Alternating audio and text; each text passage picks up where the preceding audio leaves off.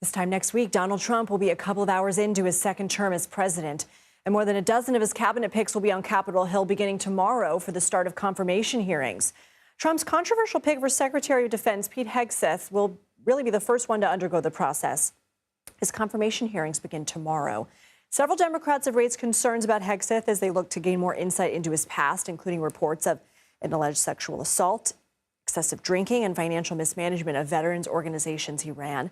And there are questions as to whether all members of the Senate Armed Services Committee will have access to an FBI probe into the former Fox News host. Notably, on Wednesday, Trump's picks for Secretary of State Marco Rubio and Attorney General Pam Bondi will begin their confirmation process. We've got a calendar on your screen if you want to take a peek.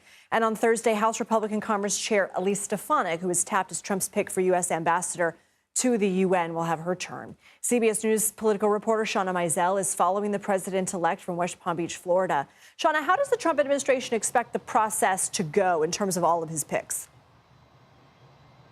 Hey, Lindsay, it's great to be with you this afternoon. I think that really depends on just which nominee you're talking about, right? And so Pete Hegseth and Tulsi Gabbard might not have as smooth as a process of someone like Marco Rubio or Doug Burgum or even Pam Bondi, who Trump actually tapped to be AG after replacing and withdrawing that nomination from Matt Gaetz, who had a lot of controversy surrounding him. So the president-elect has personally lobbied heavily for Pete Hegseth. We know that his nomination at one point was in danger, and then sort of the whole of the MAGA movement jumped in to sort of salvage it. Has it worked? Does he have enough support right now?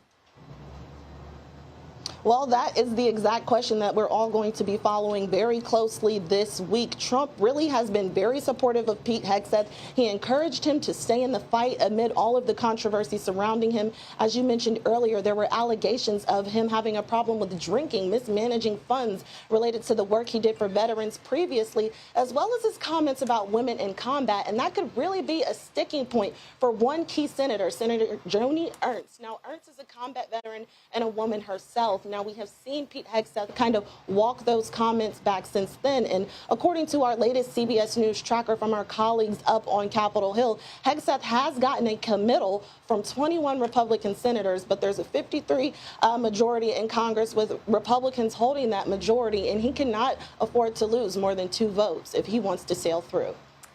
Sean, I got to ask you, a federal judge just cleared the way for the release of special counsel Jack Smith's report on Trump's 2020 election interference case. Tell us what happened and why Trump's team is still so opposed to this, given the fact that the case has been dismissed. That's right. Judge Eileen Cannon here in Florida cleared the way for this part of Jack Smith's report to be released. Now, this is only one part of the report.